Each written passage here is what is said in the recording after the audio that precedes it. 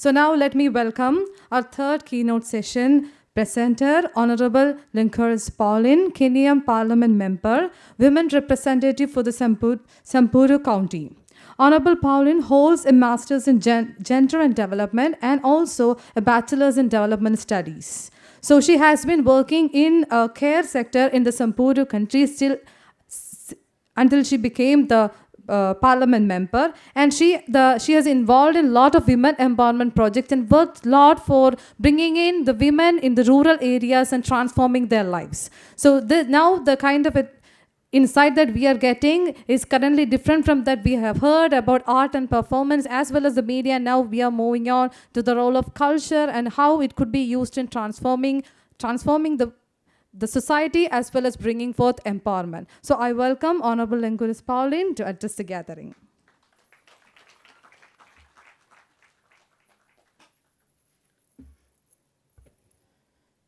Thank you so much and welcome everyone to this session, a bit different from what my two sisters have presented. I will be sharing about gender culture technology, transformative change, and the innovative ways that women in Samburu have used in the management of natural resources and how it has helped to transform their lives. So I will have some few slides and also some very short videos accompanying the slides. Please give me my first slide. No, they will add. So this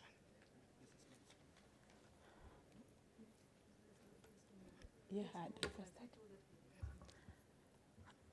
Okay, for slide number 1, Samburu County is a small county in Kenya, in the northern part of Kenya. For those of you who can see from the map, we are located in the northern part of Kenya, and it's a small community, which is a pastoralist community, and that depends entirely on the natural resources.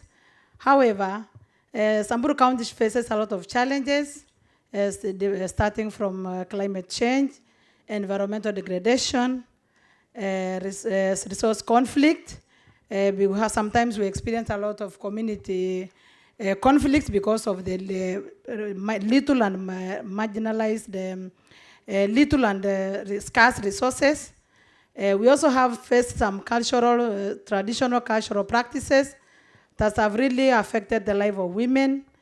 Practices like FGM, poverty, early teenage marriage, lack of education for majority of women, neglected gender-based violence, HIV and AIDS. Those are some of the challenges that faces the tribe of Samburu County that lives in the northern part of Kenya. Please give me the next slide. Now we'll discuss about the gender roles and the natural resources management. In Samburu pastoralist community, traditional gender roles often places women at the forefront of natural resource use and management. However, women are responsible for fetching water, collecting firewood, ensuring that the family is food secure, the tasks that are intimately connect them with the natural resources. However, these roles are performed against a backdrop of challenges such as FGM, as I discussed earlier, poverty, early marriages, that limits women's agency and opportunities for advancement. Despite these barriers, changing dynamics, spurred by education, advocacy, and policy, are enabling women to influence resource management strategies. Women's roles are primarily caregivers, and resource managers uniquely position them to identify sustainable solutions to environmental changes. They bring invaluable local knowledge and community-centered approach to innovations, making them key players in transformative change. Next slide, please. From the picture, we can see the traditional women engaging in traditional activities. The Samburu culture, like many traditional societies, often limits women's participation in leadership and decision-making. Harmful practices such as FGM, early marriages, and teenage pregnancies further entrench gender inequalities. In the tradition in the village that I come from, majority of women do not access education. And this is not because they don't want to learn, it's because their tradition have always placed the women that they stay behind to do the household chores, while men and young boys can be given opportunity to go to school. But despite of all these challenges, women from my community have always tried to use the little opportunity they get to foster positive development among women. We can see several organizations that come to Samburu have engaged women to access education and sometimes even informal education. Women can take care of their families, they can take care of their children, and during evening, when they have finished all the responsibilities, they could go to some informal classes and they could get some basic education. And we have seen that happening in so many of the villages, and it has helped some few women to know how to read and write. And some organizations, even the government now is adapting the informal kind of education that women are doing. The NGOs who are really working in the area have really helped in supporting our women who are really performing so many other functions apart from their traditional roles. Because we are seeing a community, Samburu community is really a patriarchal community which has set the women at the back of the society. Always the men can make decisions, even decisions that can affect men. But because of the work of the NGOs, the work of the few women organizations that are present in the society, and also the position of the women who have been elected in parliament, like myself, we are really engaged in trying to support women, designing programs that can engage women in leadership, even than the community, formal leadership, small leadership positions that can help them and later help them to grow and even to come out and become national leaders like I am presenting them today. Next slide, please. We can also see how technology and innovations have helped the women in Samburu. Technology is one of an emerging enabler of women-led innovations in natural resource management in Samburu County. Aligning closely with the advocacy and development work I spearhead, despite challenges such as limited access to education, digital infrastructure, and cultural resistance, women under my leadership are adopting and promoting available technology to address critical resource challenges. These efforts affect both the promise and socioeconomic realities of the region. Examples include traditional weaving of shangas. By shangas, we mean, if you look at what I'm wearing, this is the work of the women. Women do this thing traditionally, naturally for their beauty, but now we have transformed into the economic progression. Like we can make it for our own beauty, but women have gone ahead to making some of the beads for their market. They sell them, they take care of their families, they take care of their children to school, and they can do all their personal development for using the work of their hand. If you look at the exhibition where we have today, I've brought along with myself some of the beads like these ones that can show up what women are doing to earn a living. So we are using this traditional weaving of uchangas. Women groups have revitalized traditional beadwork. And traditionally, we could make it like not in the modern way like this. We are using something simple, but now we are using technology even to modernize it more and to make it more beautiful. So like it can even attract the other people from other cultures, not only the Samburu. So any one of you will be interested in this. You can buy for your wife, you can buy for your friend, you can buy it and put it in your house for a beauty. And by doing so, you will be assisting a woman in Samburu County. Next slide, please. Case study of transformative change. Several women-led initiatives in Samburu County highlight the transformative potential of addressing gender-based issues alongside resource management. Number one, sustainable grazing practices. Women have championed rotational grazing system to prevent overgrazing and allowing for pasture generation. These practices are complemented by educational programs addressing poverty and neglect, enabling families to adopt sustainable living. In Samburu, for example, I said it, we come from the northern part of Kenya. That's a semi-arid region which receives very little rainfall over the years. Samburus are also pastoralists, so we entirely depend on livestock for our livelihood. So if we don't get enough rainfall, we will not get enough pasture for our grazing. So women have developed a system of regenerating pasture. So today they will feed on this other side. We divide our farms into different sections so that we do grazing in rotational. When you are grazing on this side, the other part of the farm has regenerated. So this has been a practice that women have helped even in preserving the little pasture that we get for our livestock. Number 2, tree planting campaigns. Women-led reforestation projects have restored degraded land, improving biodiversity and mitigating climate change impact. Because of the climate change impact and the little rain we receive in Samburu County, women have engaged themselves into tree planting nurseries so that can help in regenerating our land. And in this case, women can do it as an income earning project and help in regeneration of the land. And those around the villages can come and buy from small groups of women, and they go and plant trees in their homesteads. So these are really helpful in afforestation, and it has really helped in mitigating the impacts of climate change in our country. Number 3 is HIV and AIDS. Women-led health initiatives addresses the stigma surrounding HIV by integrating awareness campaigns into natural resource projects. These efforts improve access to healthcare and reduce the stigma that's associated with HIV and AIDS. We know that every country, there are people who are infected by HIV and AIDS. And because of the position of women, now, most of the time they cannot talk about it. So women die in silence. They cannot be able to access treatment. They get stigma. They cannot be able to speak about their conditions openly. But when they are organized in groups, when they do these kinds of projects, they can integrate into even health talks.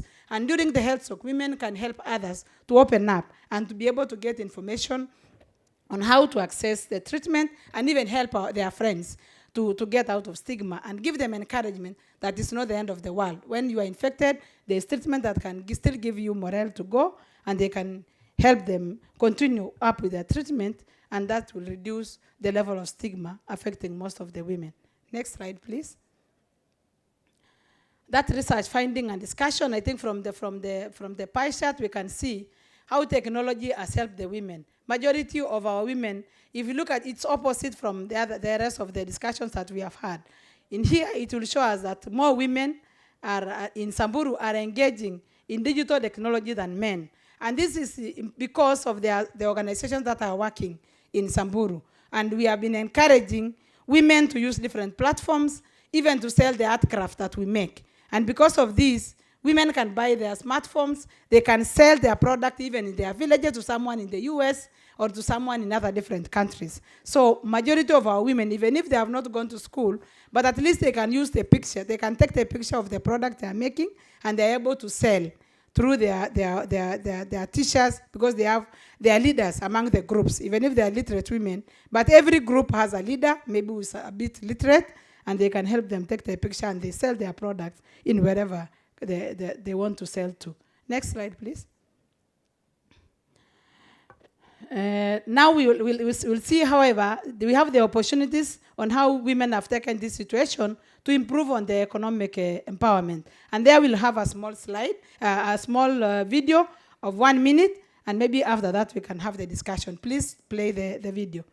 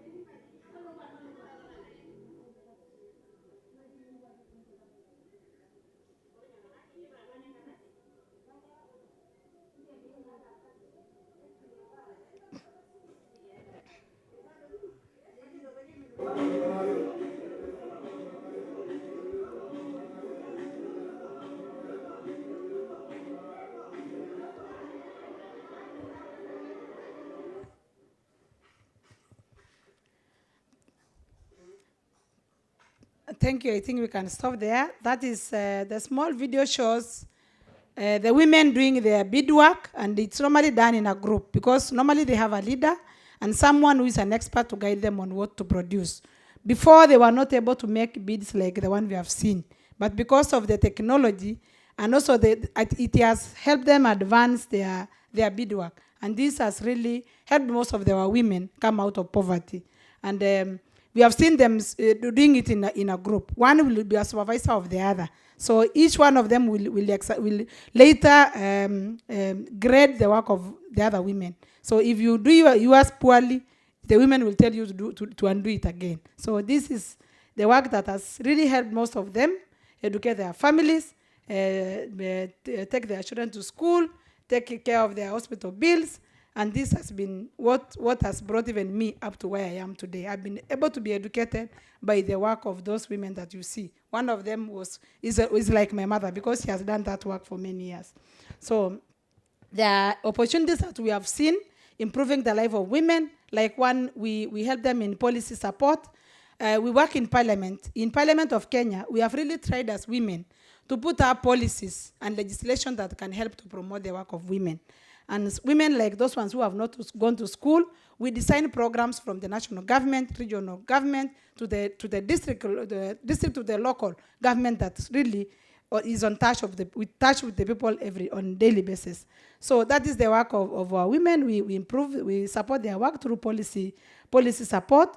Number two is also capacity building. We have a whole department in the national government that's trickled down to the local community that supports women in capacity building in different aspects: health issues, education, issues of economic empowerment. So that is the work we do because these women must be supported. If we don't support them, I think we'll be doing injustice to them. So training in digital literacy, as we have seen, women are also trained in digital literacy, and it helps them even in marketing their products, and resource management, and especially the natural resources that is at our disposal. Partnership and collaboration with NGOs, government and agencies, and private sector actors can provide technical and financial support needed to expand women-led initiative. We always encourage partnership, and I've also seen from the presentation from the other colleagues that we always encourage partnership from national NGOs, but government agencies, and also private sector. Those of us who can be touched, there is always an opportunity to partner and collaborate to ensure that the work of the women is being supported. We also have holistic interventions, programs that address healthcare, education, and cultural issues, alongside resource management, can create a more supportive environment for women. We have seen that women in my culture are always affected by the traditional practices that have always taken back the life of the women. Traditional practices like FGM, I know in some of the cultures it's not a practice, but for us, it is a really deep-rooted culture that every woman must undergo FGM. And some of us are survivors of FGM. And we thank God that we're able to survive, because once you undergo FGM, you'll also undergo early marriage. And you undergo early marriage, you will bear children at your early ages. So most of the women suffer depression, they suffer a lot of stress, and in the circle of poverty, because most of them, since they have not gone to school, they have not acquired education, it's always difficult for them to get a formal employment. So you'll find majority of them taking care of their families, just staying in the family levels, waiting for their husbands to provide. And also the world has changed. Before, the husbands used to work hard and to provide for their families. But nowadays, I don't know what is happening, maybe to the world that we come from. Men are seated at home. They wait for the women to struggle. These women are not employed. They use their hands. They use their mind. They go look for the food of their children. And that is why sometimes women even break out of stress. Some of them engage into activities that even predisposes them to diseases in the ways of trying to provide for their families.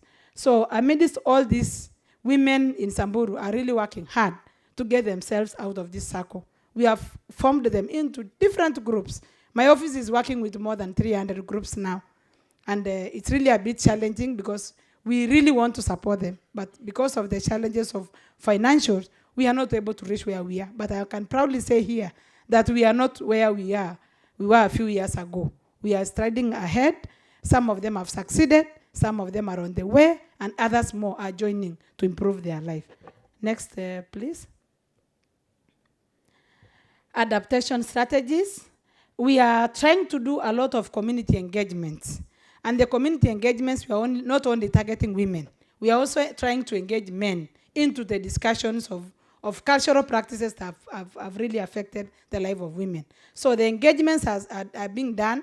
We are doing the engagements together with organizations working in our region. We are doing engagements starting with the men, we're targeting also women, because some of the women even don't understand the situation they are in. They think they are supposed to be there. So we are doing engagements in all levels, men, women, youths, and everyone. Sometimes we even do meetings like the meeting that I'm doing there in the picture. Sometimes we do meeting together with all of them. We do separate meetings with women. We later do meetings with the youth. And sometimes we mix all of them so that even the women are encouraged to stand in front of men and defend their rights. And also say that they are also leaders. Because according to them, before women cannot stand.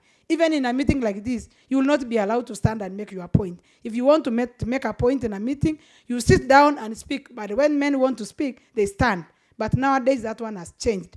Women can stand, they can cast out their views, and even local women now, they can stand and share their minds. So we want really to encourage our women through a community engagement. Also, another forum is education and training. We are really doing a lot of gender trainings. We are engaging the Ministry of Gender. We are bringing in all the partners present. We are encouraging our women to engage in these trainings and education programs. And also we are encouraging the families to take their children to school. You find a family with 7 and none of the children is attending school. And we know that education is a lifetime changer, where that will put everyone on the same table. So we encourage them to take their children to school. We are even taking some of them for scholarship programs to ensure that they just access. Because if you don't do that, we find them being married early, we find them subjected to FGM, and we find them facing all the challenges that we have faced as women of Samburu. Another one is resource mobilization and funding. We're also encouraging all the partners and the well-wishers to come and partner with us to be able to address and help these women get out of circle of poverty that they are in right now. Another one is early warning signs, signs and support. Because of the challenges that of the climate change, we are also teaching our people on how to be watchful and to know what to do at the right time. Because sometimes we keep animals when it's raining. They don't dispose them. When it's the drought comes, they are all wiped by the drought. But now we teach them on the early warning signs so that they will know how to prepare for all the seasons. And the last one is collaboration with the technology. I said earlier that we use technology even in training of our local women, and mostly to be able to sell their products through using the technology. Next slide, please. I know my time is almost up. And we have a small video on FGM. Please, 1 minute. You can start with the video.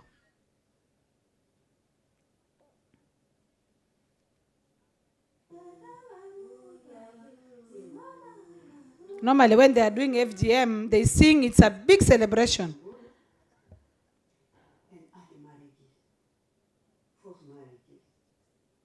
So you can do that. That's a small child of like 12 years. She's undergoing FGM and she's going to be married.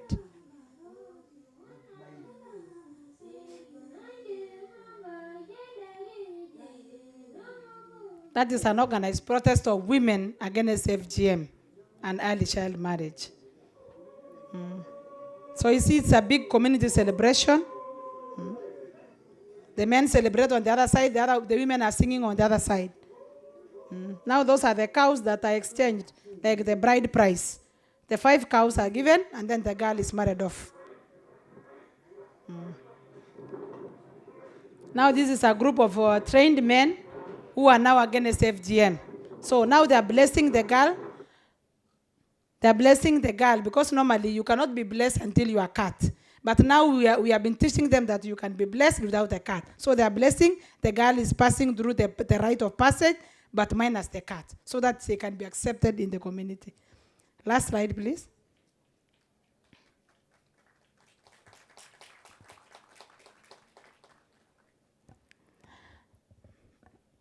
Okay. Transformative change and technology, marginalized communities, women-led innovation. Women in Samburu County, under my leadership, are fostering transformative change and self-reliance through revival and innovation of traditional practices and target empowerment programs. These efforts address climate change, resource management, socioeconomic inequalities, while considering harmful practices such as FGM and DBV. Key innovations, like I said earlier, one is weaving, a traditional weaving of changas, like the one I'm wearing, improve traditional cooking methods. We are encouraging them to use the improved methods so that we can avoid the forest deforestation, which is really destroying our forest. Apprenticeship programs, encouraging the youths to engage in so many programs that are value added. And then the leadership and advocacy, as we are really encouraging our women to participate in leadership from the local level. They can also participate in decisions that affect their life, even their own reproductive rights. And lastly, education and self-reliance. We are teaching our women on education, encouraging them on the importance of education, that if they have not gotten the opportunity to go to school, let them take their children to school so that they will not face the challenges that they faced in life. And also the issues of self-reliance through micro SMEs, the small projects, income-generating projects that we are helping our women to engage in. And lastly, these are the stalls. Before I became their leader, these women were selling their products on the floor, in the streets. But when I was elected, I made for them these stalls. So they are now doing their beadwork in more dignified and more spacious and more dignified manner. So these are the women's changa stalls where the women can make their beads and sell them in town. This is in the headquarters. Please go ahead.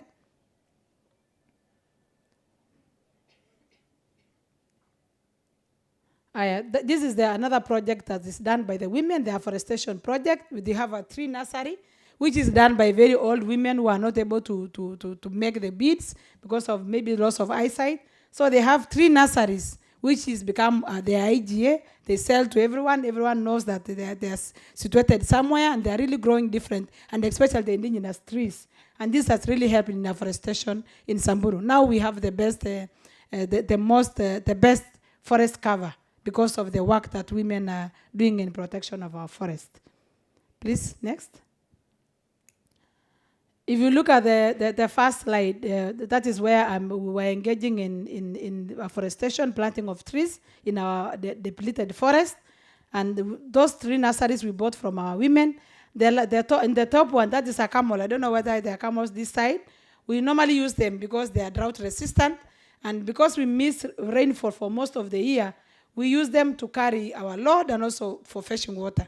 And one jerrycan of water can take a family for 5 days. So that camel can walk many kilometers to take water for the family. And we can look down there how the forests have been depleted because of destruction. But now because of the work of the women, we are now restoring what has already been destroyed. And mostly it is the men who destroy the forest, because women don't know how to go and sell the timber. So it's always the men, but later we come and restore. Last one, please. And if you look at those pictures, because of the climate change, we have faced the 4-year period without rainfall. So because it's a pastoralist community that depends on livestock, you see how the nature of destruction, dead animals in Mara, Samburu County. We have lost most of the animals because of lack of rains. So if we continuously depend on livestock, I think that community will not survive. So we have now diversified. We keep animals, but at the same time, we look for other ways of survival. Women engage into business. Sometimes so those who can do small agriculture can do small agriculture. And now we are also doing other entrepreneurship so that we counter the climate change effect. Thank you. Next.